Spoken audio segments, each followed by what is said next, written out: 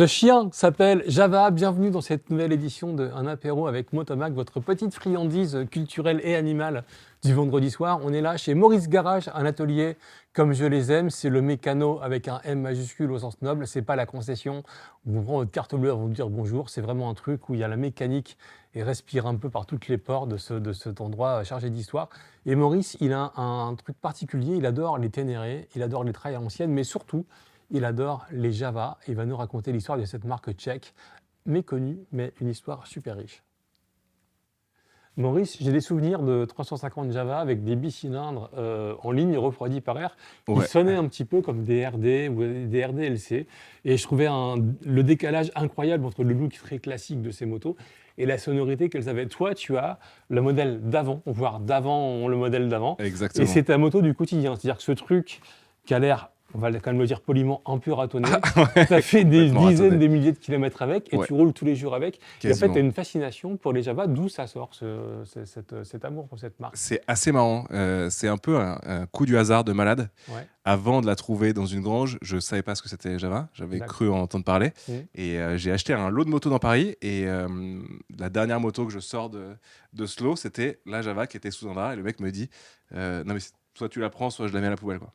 Et donc je me suis dit, waouh, attends un peu, évidemment que je la prends, tu rigoles ou quoi? Et en fait, mon père avait, quand je suis né, acheté une MZ 250 Sidecar pour m'emmener partout. Et j'ai vraiment retrouvé ces lignes un peu atypiques, un peu Allemagne de l'Est, bizarroïde. Et cette sonorité directe, cette odeur même. Clinquante, cette odeur, carrément. Ouais, ça sent vraiment bon, ça fume beaucoup. Il fallait rien de plus pour que mon attention s'accroche dessus, quoi. Donc tu as kiffé tout de suite. J'ai kiffé direct. Et elle roulait pas? Tu l'as remise en état? Pas du tout. D'accord. En fait, le gars à qui je l'ai acheté, il avait des petits carnets. Et en fait, il notait tout ce qu'il faisait sur ses motos. Et je suis tombé sur le carnet de la Java. Et donc, j'ai lu en fait tout ce qu'il a fait. Et la dernière phrase du carnet, c'est j'arrête là, j'arriverai jamais à la redémarrer. C'est vraiment de la merde. Ouais, exactement. C'est vraiment ça. D'accord. Donc, il l'a eu. Il a jamais réussi à la faire tourner. D'accord. Et donc, quand je l'ai eu, je me suis dit game on. Enfin, c'est parti. T'inquiète pas, à l'atelier, tu vas démarrer. Il n'en fallait pas plus pour me lancer. Et du coup, elle démarre et elle roule. Et tu as fait de grands voyages. Ça fait que tu as fait beaucoup de kilomètres avec cette moto. Ouais, j'ai fait beaucoup de kilomètres. T'es allé où? Je suis allé jusqu'en Autriche faire le mont du Grossglockner. C'est là où il y a le musée de la moto tout en haut, c'est ça? Non. Non, c'est pas celui-là. Ah, ok, désolé. C'est pas grave. Non, tu sais, c'est un espèce de mont avec plein de petits de virages dans tous les sens. D'accord. Et en fait, on voulait aller à Prague à la base. Mais comme c'était pendant le confinement, je n'étais pas vacciné. Et que c'était vraiment méga dur d'y aller. Parce que c'est. Évidemment, Prague, c'est l'ANEC de Java. Donc on s'est dit, non, tiens, on va aller en Autriche. Évidemment, je me suis toujours pas vacciné. Et donc on a quand même passé 5 frontières avec la moto. Sans me faire arrêter. Les douaniers étaient plus en mode, t'es tellement chelou que je te laisse passer. On va même pas chercher à savoir qui tu es. Exactement ça, t'es trop chelou. Laisse tomber, passe. Et donc non, on a fait beaucoup de bornes avec John. Ça a été une sacrée John 90, hein, c'est ça? Ouais. L'excellent John que l'on salue. Et il était un peu dégoûté parce que je l'avais tourné à l'huile de ricin. En fait, j'adore cette odeur un peu ultra particulière. Donc il était parfumé derrière lui. Ah, mais il était repeint. D'accord. En fait, avant de partir, je l'ai fait démarrer dans l'atelier. Il était à 2 doigts de vomir. Donc il m'a dit, OK, là ça part mal. Et en fait, il s'avère que évidemment j'étais derrière parce que je pouvais pas aller devant lui. Il était avec une BM Série 5. Parle-nous un peu de cette moto. C'est cylindré, puissance, techno, c'est quoi? Alors à la base, il y a un carbu. Pour 2 cylindres. Exactement. Donc c'est rustique. Grave. Alors, c'est 100% rustique. J'avais entendu une phrase sur cette moto qui disait c'est robuste mais peu fiable. Je trouvais ça tellement vrai. À la base, c'était une 250. Et j'ai adoré le 250 de Beau d'échappement, qui est une espèce de marque de fabrique de Java et CZ. Je surkiffe. Mais je suis tombé sur le bruit de la 350. Et comme tu dis, tu peux pas on dirait une RD. Exactement. Donc j'ai trouvé un moteur 350 que j'ai mis dedans, parce qu'évidemment, c'est des cadres qui acceptent tout. C'est une 350 là? C'est une 350, ouais. Bicylindre. Et ça sort combien de chevaux? Waouh, moins 12. Dans les descentes ou... Ouais, c'est exactement ça. Non, ça sort vraiment pas grand-chose. Mais c'est les 2 temps à l'ancienne, donc en fait, c'est couplé en 2 temps. Exactement. C'est-à-dire que ça part tout le temps. C'est ultra confort. À conduire, c'est vraiment très confort. Ça a un peu de puissance quand même. Je suis un peu médisant. Mais c'est une boîte 4, donc tu arrives vite à 80-90, et c'est le max qu'elle peut te donner. Ça manque clairement d'une 5e. Mais non, c'est pas ultra puissant. Mais c'est, comme tu dis, c'est d'un confort, d'une souplesse qui est absolue, quoi. Et du coup, j'ai une grosse mobilette. Pourquoi ça serait pas fiable en fait? Parce que tu dis, quand je suis allé en Autriche, j'avais une panne tous les 200 mètres. C'est un peu exagéré, mais qu'est-ce qui fait que c'est pas fiable? Parce qu'en fait, c'est une mob. Alors, c'est une mob, mais ça demande des petits réglages d'un peu partout. Et de ce que j'ai compris en parlant avec pas mal de fans de Java, c'était très mal monté. D'accord. En fait, c'était bien pensé, mais mal monté en IGN. Bien pensé, mal monté. Exactement. J'aime bien l'idée. C'est exactement ça. Et donc, j'ai entendu que les Russes en achetaient beaucoup. Et quand ils les achetaient neuves, ils les démontaient complètement. Et ils les remontaient avec leurs pièces, leurs joints spi, leurs roulements, leurs machins, leurs trucs, pour en faire une moto qui est fiable. Après, je vais dire que c'est le moteur en lui-même est assez fiable, mais l'allumage est assez capricieux. C'est des allumages avec, ils ont pensé des trucs de ouf. Pour l'époque, ça devait être vraiment génial. La batterie montée à l'envers, le plus c'est sur le cadre. La masse va directement dans l'allumage. Tu as des espèces de redresseurs un peu dans tous les sens. C'est un truc un peu obscur. Quand ça marche, c'est cool. Et ça marchait pas. Quand ça marche, c'est cool. Exactement. Ça aussi, j'aime bien. Et ça marchait pas. Donc, non, j'ai dû tordre l'érupteur. J'ai dû faire pas mal de trucs un peu anti-mécaniques. Mais je suis arrivé à mon port. J'imagine qu'avec John, avec toi, tu as plein d'images de ta virée en Autriche que tu vas nous passer pour qu'on puisse les illustrer. Ce qui m'intéresse aussi chez toi, Maurice, c'est qu'en fait, du coup, tu as creusé un peu l'histoire de Java. Et c'est une histoire incroyable. C'est-à-dire que les mecs ont fait du MotoGP. Ils ont fait un V4 de GP. Ils ont été... Parce qu'en fait, ce qu'il faut savoir, c'est que les Tchèques, avant, je dirais, la mainmise et un peu les toufoirs des Russes sur tous les pays de l'Est, les Tchèques avaient une technologie et un niveau d'ingénieur qui était incroyable en aéronautique, en voiture et en moto. C'est ça qui m'a passionné. Les mecs les plus avancés du moment. Avant, effectivement, qu'ils passent pour des raisons politiques derrière le rideau de fer et que tout ça s'éteigne un petit peu. Tu nous parles de quoi, l'histoire de Java ? C'est assez marrant parce que quand je l'ai eu, c'est un peu comme le jeu Age of Empires. Je sais pas si tu vois, tu commences sur une carte. Non, je suis trop vieux pour ça, tu sais, moi je regarde les chiffres et les lettres, je vais dire. Arrête de mentir, tu connais, voilà. Tu commences sur une carte qui est 100% noire et tu as un bonhomme. Et en fait, tu avances dans l'obscurité et plus tu avances, plus tu découvres la carte. En fait, avec cette moto, c'est un peu ça. C'est un peu ça. Ça veut dire que j'ai eu cette bécane et je me suis dit, OK, on va essayer de creuser un peu sur cette histoire de Java. En fait, dès que j'ai commencé à bricoler dedans, je me suis dit, putain, c'est assez marrant. Il y a 2-3 trucs qui sont foutus pas pareil que les autres. Et c'est quand même méga bien pensé. Tout ce qui est l'embrayage, c'est un embrayage semi-automatique. Que tu peux passer les vitesses sans l'embrayage. Le sélecteur fait office de kick. C'est plein de petites choses qui, pour l'époque, te fait dire OK, alors attends, qui a fait ça ? Parce que là, il y a un truc, c'est chelou. Le mec, ils étaient largement d'avance pour ce qui se faisait à l'époque. Les Husqvarna des années 80, dont je suis très fan aussi, ils sont à 100 ans de retard par rapport à des Java qui ont été fabriqués 30 ans ou 40 ans en avance. Donc c'est assez délirant. Et après, je me suis mis sur l'histoire de... Je prononce toujours mal son nom, mais... Janíček, exactement, ce mec-là. Qui était l'ingénieur de départ qui a conçu Java en 1929, associé à une firme qui s'appelait Wanderer. Et donc Janíček Wanderer, toc Java. Exactement, ça, Java. Il a quand même mis son nom avant, ça pourrait s'appeler Vaja, mais non, Java. C'est pas mal d'appeler, de faire une marque de moto avec son nom, je trouve ça assez stylé. Mais oui, non, le gars est assez malade et donc il avait acheté des licences, je crois que à la base c'était des licences des moteurs Wanderer. Et après, il a monté sa marque Java. C'était une 500 à la base, c'était une OHV et c'était un 4 temps, 500 rustique à la mort. Et ils sont très vite passés avec un gars qui est venu qui s'appelait Patchett, je crois, à faire des motos 125-175 avec des moteurs Villiers, marque anglaise, et donc qui étaient un peu des motos entre guillemets pas chères et bien pensées. Et on tombe tout de suite sur la ligne Java, qui est une ligne qui va rester pour 60-70 ans, qui va rester cette ligne-là qu'ils ont pensé direct au début, quoi. Java, c'était tellement des ingénieurs de fous qu'en fait, les Japonais les ont copiés. Grave, c'est un truc que j'ai lu et qui m'a vraiment maxi intéressé. C'est que ce système d'embrayage semi-automatique, ils l'ont poussé un peu plus et ils ont fait des espèces de... Bref, d'embrayage semi-automatique où tu n'as pas besoin d'utiliser l'embrayage pour passer à la première. Mais ça, c'est comme sur les Honda Cube, par exemple. Tu me fais pas si bien dire. Quoi ? Quel hasard. Tu fais pas si bien dire, papa. Oui, tout à fait. En fait, Honda les a complètement pompés et a monté ça sur tout. C'est la même techno. C'est exactement la même techno. Sur toute leur PC50. Et le truc, c'est que Java s'en est rendu compte. Et donc, ils ont mis Honda en procès. Et ils ont gagné. Sérieux. Des millions de yens. En fait, ils ont gagné le fait que chaque PC50 vendu, pour chaque PC50 vendu, il y avait une amende tarifée qui était reversée à Java. Ce qui était hallucinant pour l'époque, parce qu'évidemment, les PC50, tu t'imagines bien que Il n'y en a pas 10 qui se sont vendus. Non, ils sont à plus de 100 millions. Ils sont à plus de 100 millions. Merci C'est Java. d'ailleurs le deux-roues le plus vendu au monde. Ouais, Enfin, le exactement. PC50 et puis le Cube qu'on a dérivé. Ouais. Il y a d'autres anecdotes Java intéressantes comme les motos cachées pendant la guerre. Ouais, exactement. Avant la guerre, ils étaient en pleine production de nouveaux modèles. Ouais. D'y réfléchir avec Genesec qui était à fond dans son délire et qui poussait Java comme jamais. Et donc la guerre est arrivée et... Enfin, la guerre est arrivée. Bonjour, c'est la guerre. Bonjour, je suis la guerre. Et bim, Exactement. dans la gueule. Et en fait, les nazis ont réquisitionné les usines Java pour produire de l'armement. Je crois que c'était des générateurs, des réservoirs, des pompes à essence, des trucs comme ça.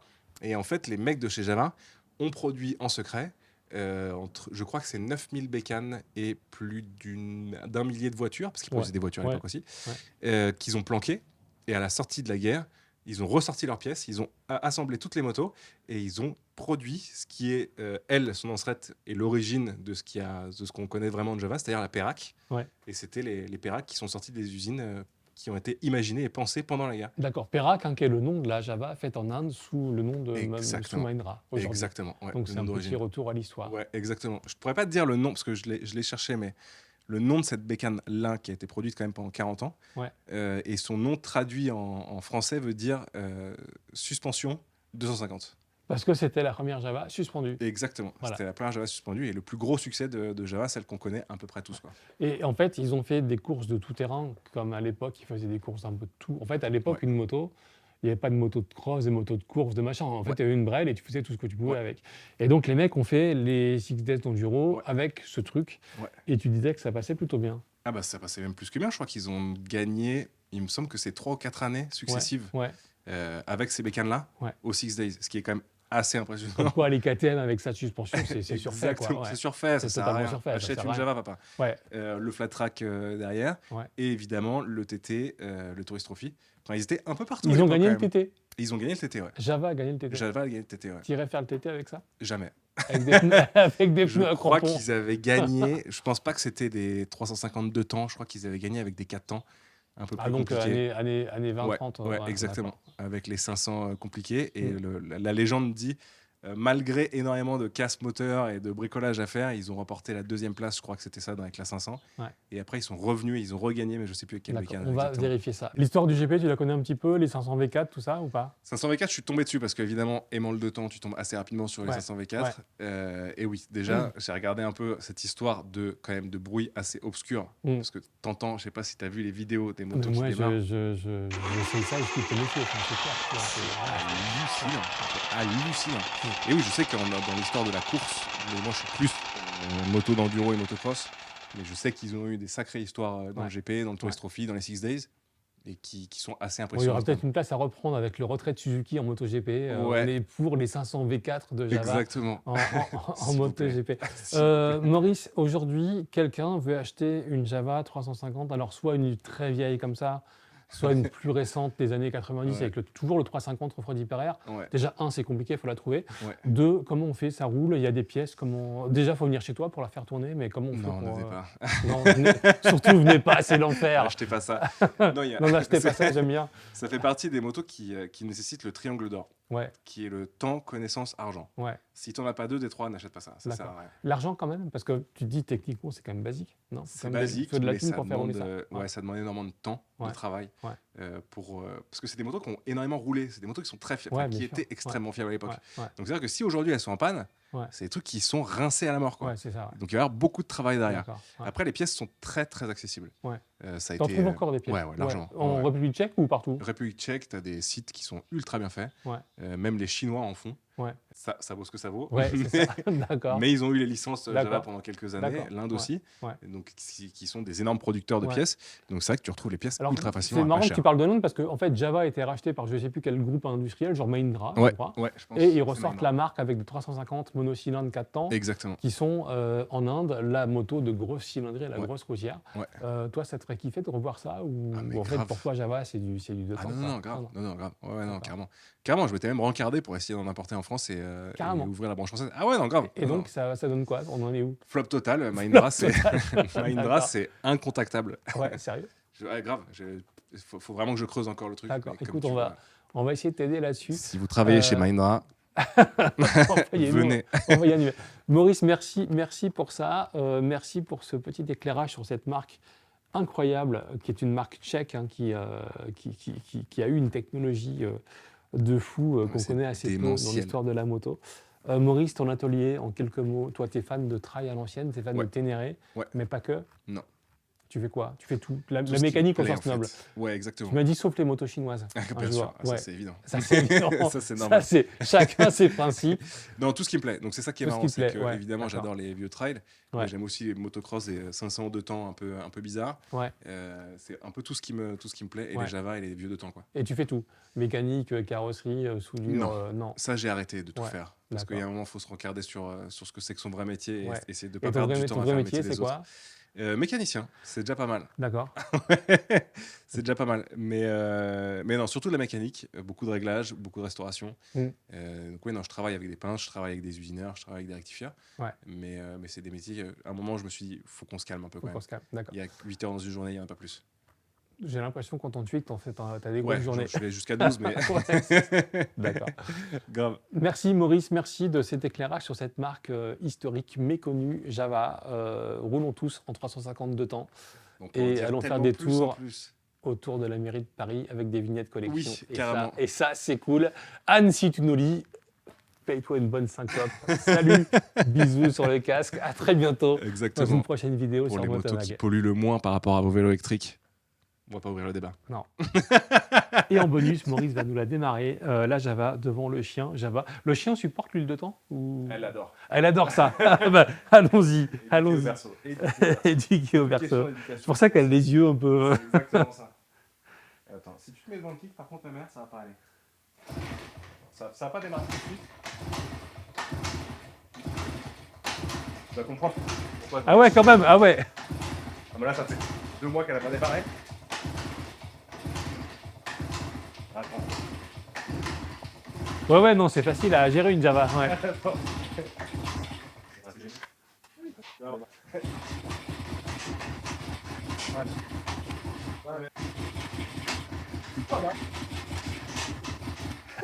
Écoute,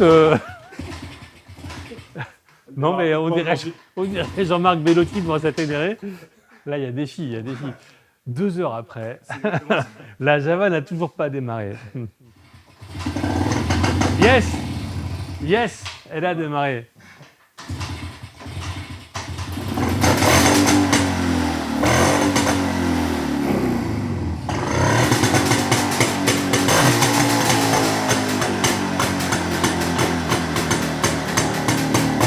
Ah ouais.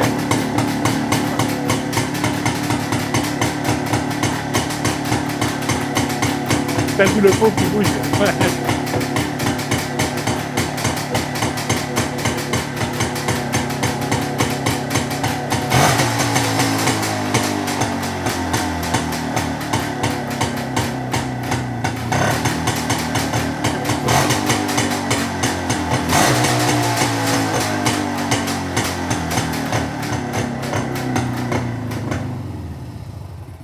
Ça fait combien de chevaux? Bravo. Je sais pas du tout comment ça fait. Genre 15 chevaux à tout péter, quoi. Ouais. Un peu plus. Non, 16. 23. 23 chevaux. Ah ouais, ça doit marcher. Il me semble. Ouais. Ça marche plutôt bien. Ouais. C'est pas déconnant.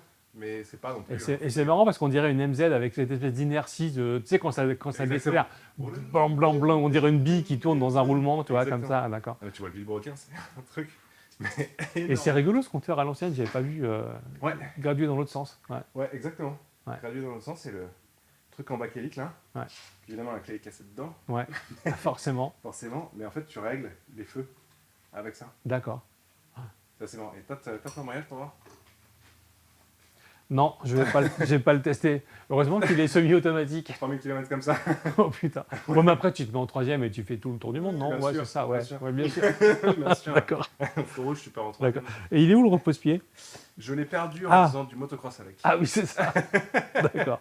Ah ouais, c'est la moto Sigma King, elle a un peu vécu. Exactement. Elle a un peu vécu, ouais. Exactement. Putain, je peux monter dessus? Ah, bien sûr. Putain, la classe, quoi. C'était les premières motos Java avec des amortisseurs à l'arrière. Ah ouais? Ouais. Parce qu'avant, c'était rigide. Avant, c'était rigide. Ça a toujours été rigide. Ça devait être encore mieux. Que du bonheur de touriste. Putain, mais cet embrayage de musclor, quoi. Ouais, Et exactement. le frein, t'as un bon feeling sur le... Ah, tu sens, hein. Ouais, Tu sens le feeling qui vient. Les voyants, ils sont pas fait chier avec ça sert à rien. Il y avait des voyants. Ouais, il y avait, Il y avait des voyants. avant. Il y avait des voyants, il y avait une aiguille, un compteur, je sais pas où elle est passée, mais Ouais, il y d'accord. avait. Ok. Ça bouffe combien? Ça consomme pas mal quand même. Ouais. Ouais, ça, je pense que ça devrait avoir de 13 litres. Je crois. Ouais. Et tu fais 11-13 et je fais... 108 bornes. Non, c'était un peu plus, Ouais. 150, 180, c'est comme ça. Alors, ça va, en fait. Ouais, ça va. Ouais. Graissage séparé ou pas? Non. Ah, Ah, ça c'est chiant. Ah ouais. C'est venu sur les modèles après. d'accord. Donc t'es obligé de te trimballer avec une sacoche et plein de bidons. Et D'accord. Ah oui, pour aller C'est en Autriche en graissage maison, c'est chaud quand même. Ah, c'est Il chiant, faut des bidons d'huile partout. Ah, Oui, c'est t'en trouves pas hyper partout. chiant. Tu vois, ouais. T'en trouves quand même assez partout, ouais. Ouais. Ouais, non, si, ouais. D'accord. Parce qu'en fait, tu mets de l'huile de tondeuse, tu t'en fous. Ah quoi. ouais. Ouais, la Ouais, moins non, chère. c'est Ouais, ouais, d'accord. À la base, je roulais avec, comme je disais, avec l'huile de ricin. Hmm. Mais en fait, comment dire, ton petit bidon de ricin, Ouais. t'as réussi à choper machin et tout, il y passe au deuxième plein, c'est terminé. D'accord. Puis tu roules assez riche avec ça, donc. Ouais, c'est comme dans la vie, il vaut mieux être riche. Exactement. Voilà. Tu riche que son pauvre. Putain, j'adore. Merci Maurice. Ah bah ouais, j'ai pas vu le pot d'échappement au kilomètre. Ouais, il bouge un peu, c'est monté souple. Hein. Ouais. C'est monté souple. Excellent.